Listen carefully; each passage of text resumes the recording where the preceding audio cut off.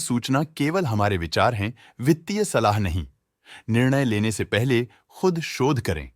किसी भी लाभ या हानि के लिए हम उत्तरदायी नहीं हैं।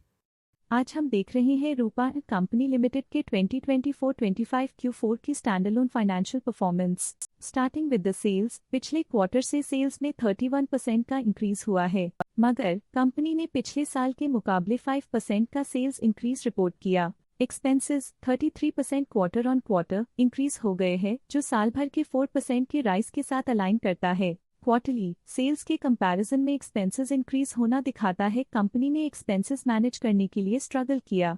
हालांकि कंपनी ने एनुअली अच्छा परफॉर्म किया। ऑपरेटिंग प्रॉफिट, जो पिछले साल के कंपैरिजन में 14% अप हुआ है, quarter on quarter around 21% increase हुआ है। Operating profit margin OPM annual basis पे 1% से इंक्रीज हुआ है और पिछले क्वार्टर के कंपैरिजन में -1% से डिक्रीज हुआ है। एक्सेप्शनल आइटम्स को ऐड करके अदर इनकम पिछले क्वार्टर के कंपैरिजन में -2% गिर गई, बावजूद इसकी ईयरली ग्रोथ लगभग 3 गुना हुई है। इंटरेस्ट एक्सपेंसेस पिछले क्वार्टर से -14.5% डाउन हुआ, लेकिन ईयर ओवर ईयर इंक्रीज 3.5% हुआ है। डिप्रिशिएशन कॉस्ट्स में क्वार्टरली -1.5% का डिक्लाइन देखने को मिला और ईयरली बेसिस पे -4% का डिक्रीज देखा गया। प्रॉफिट बिफोर टैक्स एनुअली 26.5% बढ़ा, लेकिन प्रीसीडिंग क्वार्टर से 26.5% बढ़ा है। इस साल कंपनी ने 26.5% टैक्स पे किया और क्वार्टरली कंपनी ने 26.5% टैक्स पे किया है। नेट प्रॉफिट ने ईयर ऑन ईयर 26.5% का इंक्रीज दिखाया, लेकिन लास्ट क्वार्टर से 29% का इंक्रीज हुआ है। इस क्वार्टर में कंपनी का परफॉर्मेंस अच्छा रहा और स्ट्रॉन्ग ऑपरेशनल मैनेजमेंट दिखाया। वहीं अगर एनुअल एनालिसिस की बात करें तो इस साल कंपनी का परफॉर्मेंस अच्छा रहा। अर्निंग्स पर शेयर EPS में साल भर में 1% का इंक्रीज देखा गया, लेकिन क्वार्टरली में 29% की बढ़ोतरी भी नजर आई। इस क्वार्टर में कंपनी का EPS अच्छा रहा और स्ट्रॉन्ग मैनेजमेंट दिखाया। रूपान कंपनी लिमिटेड के फाइनेंशियल स्नैपशॉट को रिव्यू करते हुए कुछ मुख्य ट्रेंड्स सामने आए हैं जो कंपनी की परफॉर्मेंस पे रोशनी डालते हैं।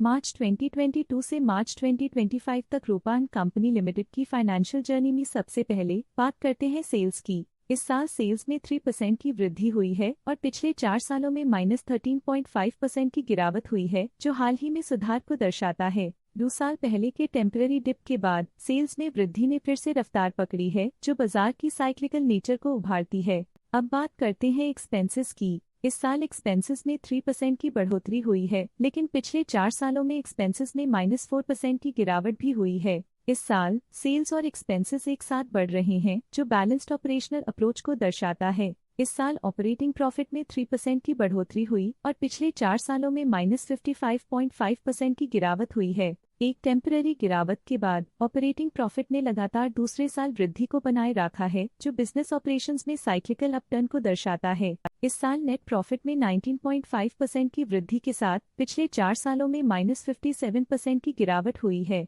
एक अस्थायी गिरावट के बाद लगातार दूसरे साल नेट प्रॉफिट में वृद्धि हुई है, जो फाइनेंशियल लैंडस्केप में साइक्लिकल रिकवरी को दर्शाता है। इस साल EPS में 19.5% की वृद्धि हुई, हालांकि पिछले 4 सालों में -57% की गिरावट देखी गई है।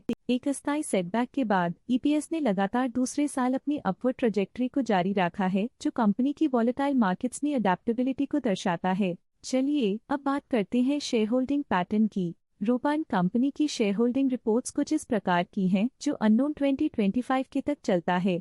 ये रिपोर्ट कंपनी के शेयर्स की डिटेल्ड जानकारी देता है, जिसमें promoters, promoter groups, foreign investors, public investors और सरकारी एंटिटीज शामिल हैं। पब्लिक द्वारा हेल्ड शेयर्स का परसेंटेज 21.32% से इंक्रीज होकर 2025 के में 21.42% तक का इंक्रीज से देखा गया।